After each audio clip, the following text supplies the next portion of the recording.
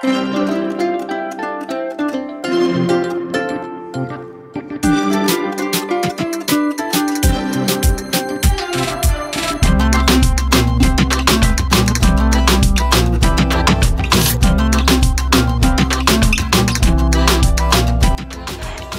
season na naman at every year, fishing ang isa sa aming activity.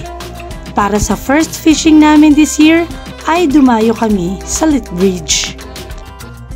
Hello! And this is our first time this year for fishing. Nandito kami ngayon sa Nicholas Sheran Park. So, ayan. Itong view dito.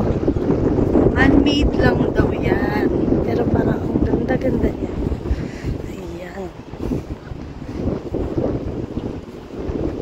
Andun, may playground din at saka may washroom. Pero yung parking niya, liputin muna saglit bago kami maglatag ng aming fishing rod. Ayan o. Meron na namang bridge. Ang lakas ng hangin! Napakalakas ng hangin o. Another bridge. So parang tatlo ang bridge dito.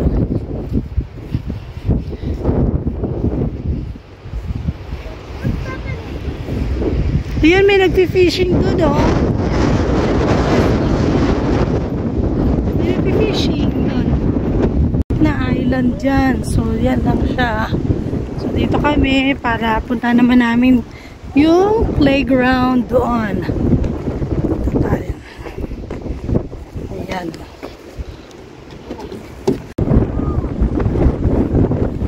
Grabe, lakas ng hangin! Hangin! Ang lakas! Tumatalsik yung sombrero namin. Ang Lethbridge ay isa sa syudad dito sa Alberta, Canada. Ito ay nasa southeast ng Calgary sa Oldman River. Ayon sa Wikipedia, ang Lethbridge daw ang fourth Alberta city to surpass 100,000 people.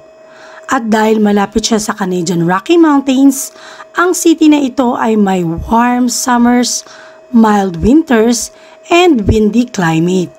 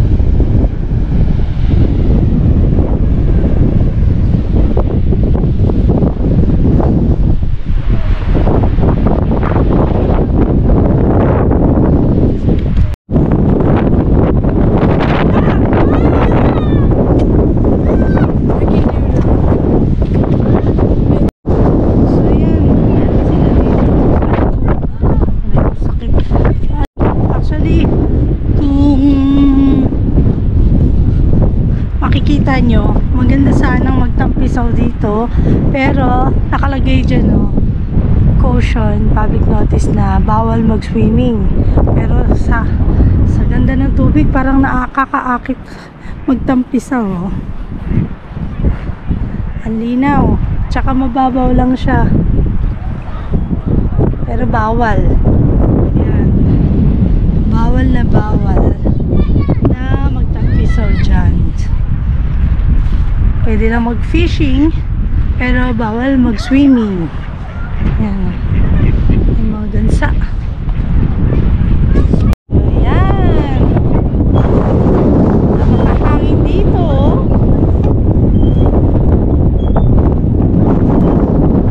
Masyadong mahangin. Kaya medyo siguro yung sound medyo wala. Relaxing. Sheltered picnic area dito, so no need na magdala. If ever you want to stay longer na mag-picnic dito, yan, foods na lang dadalhin nyo, syempre. And then dyan lang yung washroom, dyan yung sa women's side, and then sa other side yung sa men's side. Itong middle, hindi ko alam, baka nakalak yan. Ayan. Yan, sobrang lakas ng hangin kaya wala kaming nakuha ng isda. Tapos na kami dito. Ayan o. Nakaabang ng kami pero wala kaming isda. Wala namang kalaban eh. Kaya ano eh. Wala namang nakuha ng isda. Ayan natin. Ayan. Oh, multi-gym. Ayan o. Wala naman yung ay, hindi ko pa nakita eh. Oh, yan yung fitness system. Dito pa.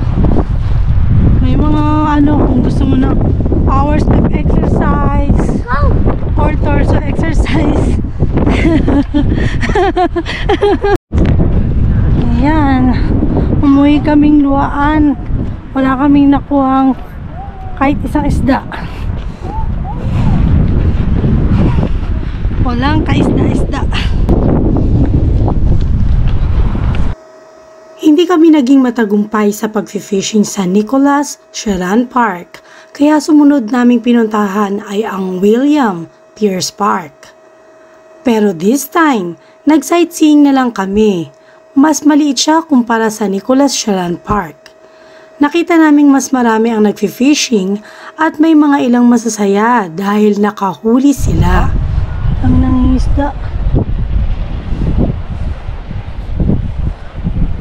Ano lang din, man-made eh, oh, no?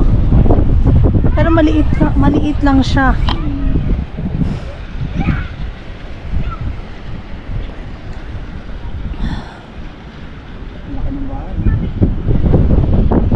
Ayan, meron din siyang playground dito.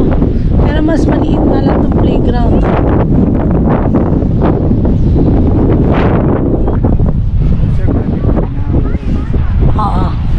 Ka dyan, oh.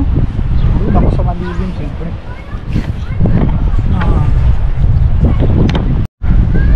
Maliit lang dito eh, no? Maliit lang.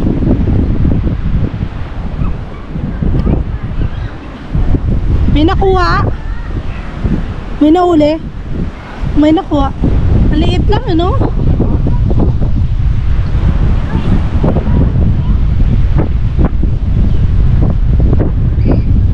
Sobrang liit, may falls lang, napakaano talaga, gawa-gawa lang na ano to.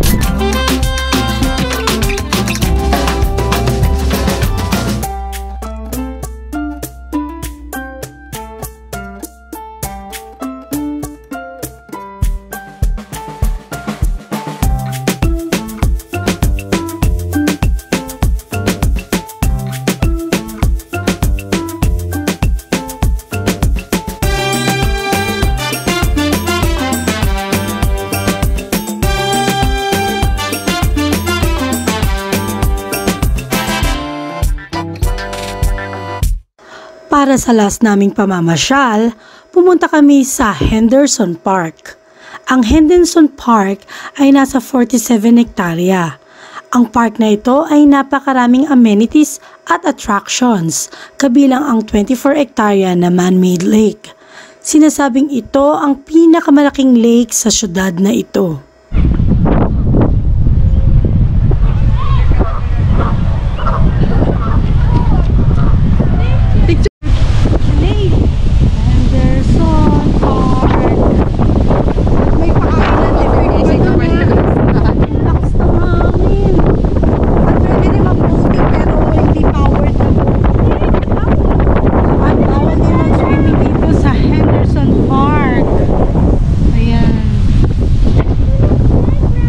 Fishing ka nga lang, maganda dito kasi malapit ka sa parking area at meron din the playground. Ayan. Oh, Darna!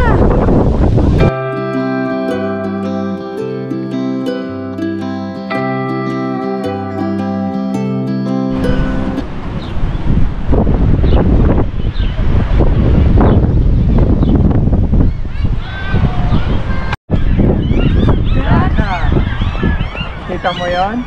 Opo. Bumaliktad siya sa upuan.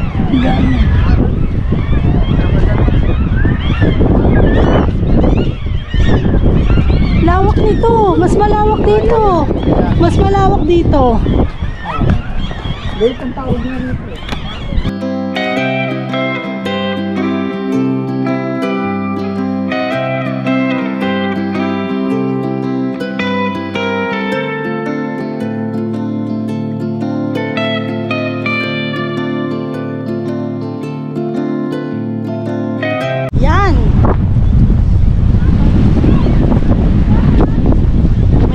Island pa sila dito.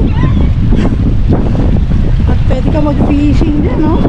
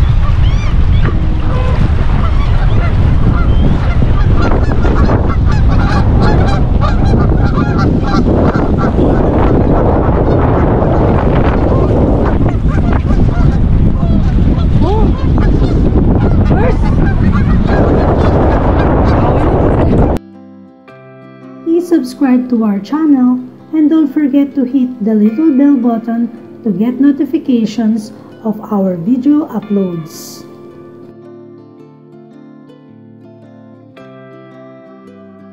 And that's it for now. See you on our next adventure. Thank you for watching.